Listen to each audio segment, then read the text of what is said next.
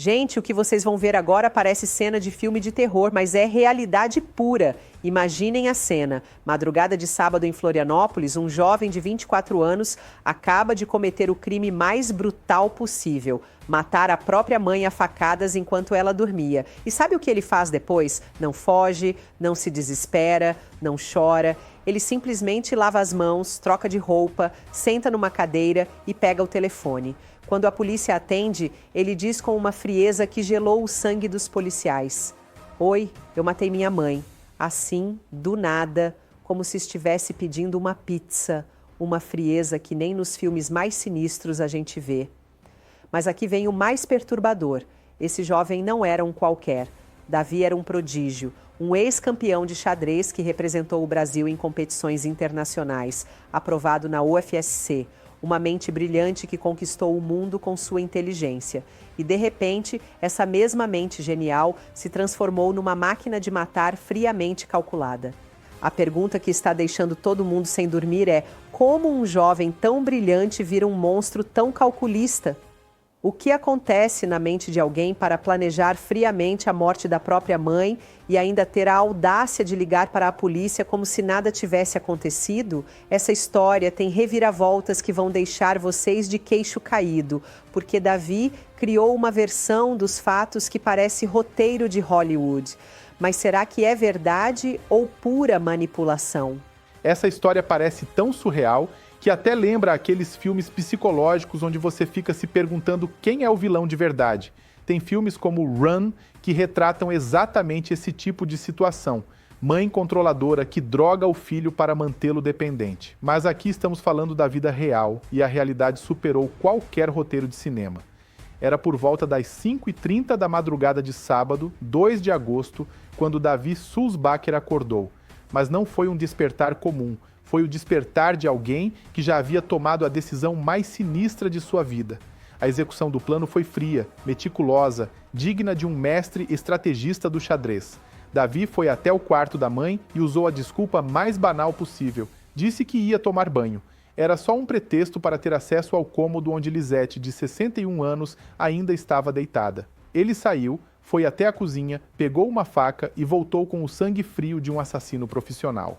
O primeiro ataque foi brutal. Lisete não teve qualquer chance de se defender. Foi surpreendida enquanto estava vulnerável em sua própria cama. Mas aqui vem um detalhe que mostra a frieza psicopática de Davi.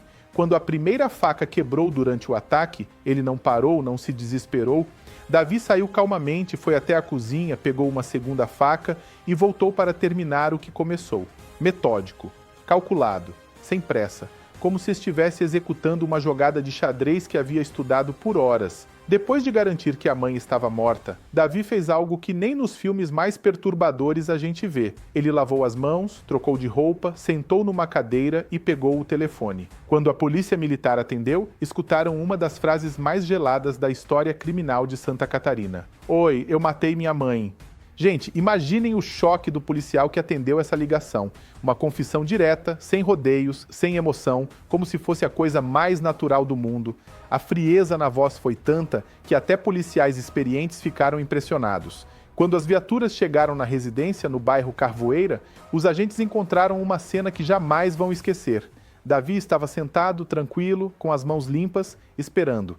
Não tentou fugir, não chorou, não demonstrou qualquer arrependimento. Apenas confirmou: "Fui eu."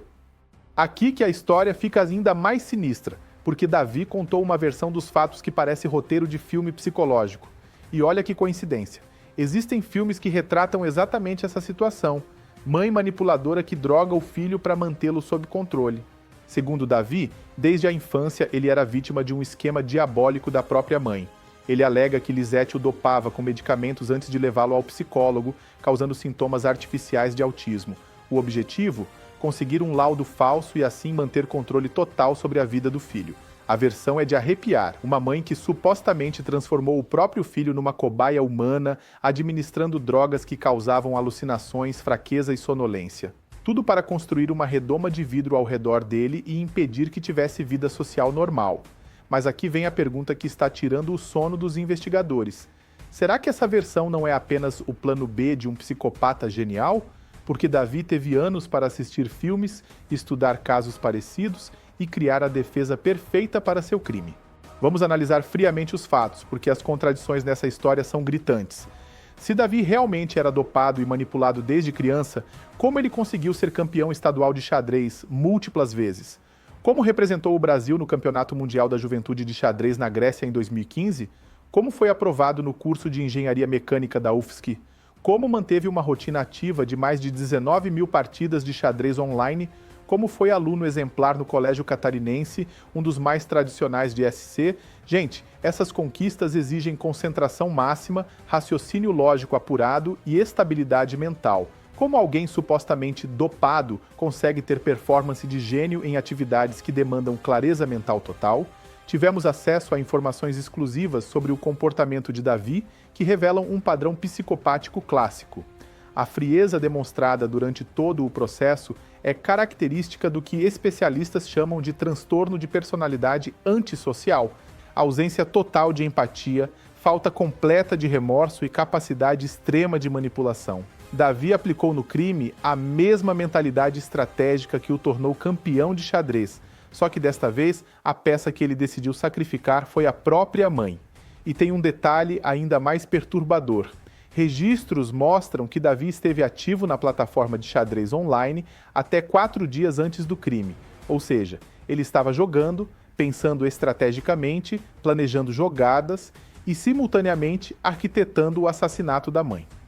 A investigação também revelou aspectos sombrios sobre a vítima que podem estar relacionados aos conflitos familiares. Lisete, natural do Rio Grande do Sul, possuía múltiplos boletins de ocorrência como autora de crimes de racismo. Será que esses registros criminais da mãe podem ter influenciado a dinâmica familiar perturbada? Será que Davi cresceu numa casa onde a violência psicológica era normalizada? Ou isso é apenas mais um elemento que ele pode usar para justificar seu crime? Aqui que entra a teoria mais sinistra de todas. E se Davi, com sua inteligência excepcional, assistiu aos filmes que retratam mães controladoras, estudou casos reais de manipulação familiar e criou a versão perfeita para escapar da condenação, um jovem que pensa estrategicamente há mais de uma década teria toda a capacidade mental para arquitetar não apenas o crime perfeito, mas também a defesa perfeita. Seria a jogada de mestre de um psicopata genial. O caso agora está nas mãos da justiça e o desenrolar pode ser surpreendente. Se Davi conseguir provar que realmente era vítima de manipulação extrema, ele pode até mesmo ser absolvido pelo tribunal do júri. Mas se ficar comprovado que tudo não passa de teatro, ele pode pegar de 50 a 60 anos de prisão. A polícia está fazendo um levantamento completo sobre a conduta de Lisete, ouvindo familiares e investigando cada detalhe da alegação de Davi. Simultaneamente, o assassino será submetido a extensos exames psicológicos e psiquiátricos. A pergunta que está deixando todo mundo de cabelo em pé é: estamos diante de uma vítima que finalmente se libertou de anos de tortura psicológica ou de um psicopata tão inteligente que conseguiu criar a versão perfeita para justificar o injustificável? O que mais impressiona neste caso é que Davi manteve a mesma frieza do início ao fim. Planejou o crime, executou com precisão cirúrgica, confessou sem demonstrar emoção e agora aguarda o julgamento como se fosse apenas mais uma partida de xadrez. Essa capacidade de desconexão emocional total é o que mais aterra os investigadores. Estamos falando de alguém que matou a própria mãe e teve a audácia de ligar para a polícia como se estivesse relatando o tempo. Será que essa frieza brutal é resultado de anos de manipulação que anestesiaram suas emoções? Ou é a marca registrada de um psicopata nato que finalmente mostrou sua verdadeira face? E assim chegamos ao final de mais um caso que nos deixa com mais perguntas do que respostas, mas que nos obriga a refletir sobre a natureza humana e até onde a mente pode se corromper. Se a versão de Davi for verdadeira, estaremos diante de um dos casos mais extremos de abuso psicológico familiar já documentados no Brasil. Uma situação onde uma mãe supostamente destruiu a mente do próprio filho através de anos de manipulação e dopagem. Uma forma perversa de violência doméstica que raramente vem à tona porque a própria vítima é condicionada a não perceber o abuso. Mas, se Davi estiver mentindo, presenciamos algo ainda mais aterrorizante. Um jovem brilhante que não apenas planejou friamente o assassinato da própria mãe, mas também orquestrou uma defesa psicológica tão sofisticada que chegou a enganar especialistas. Seria a demonstração máxima de uma psicopatia desenvolvida ao extremo. O que mais me arrepia neste caso é como a genialidade pode ser uma faca de dois gumes. A mesma mente excepcional que levou Davi aos pódios internacionais do xadrez pode ter sido usada para fins completamente opostos, seja para finalmente se libertar de um ciclo de abuso, seja para cometer um dos crimes mais calculados que já acompanhamos. A frieza demonstrada por Davi do começo ao fim desta história é algo que vai ficar marcado para sempre na memória de todos que acompanharam o caso. Aquela ligação gelada para a polícia: "Oi, eu matei minha mãe", vai ecoar como um dos momentos mais sinistros da criminalística brasileira. Para a família de Lisete, independente da versão verdadeira, o resultado é devastador. Eles perderam um ente querido de forma brutal e ainda precisam conviver com a incerteza sobre quem realmente era a vítima nessa tragédia familiar.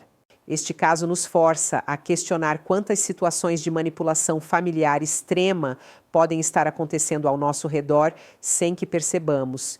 E também nos obriga a reconhecer que a inteligência excepcional, quando corrompida, pode gerar monstros capazes de atos inimagináveis. A sociedade brasileira agora aguarda ansiosamente o desenrolar desta investigação.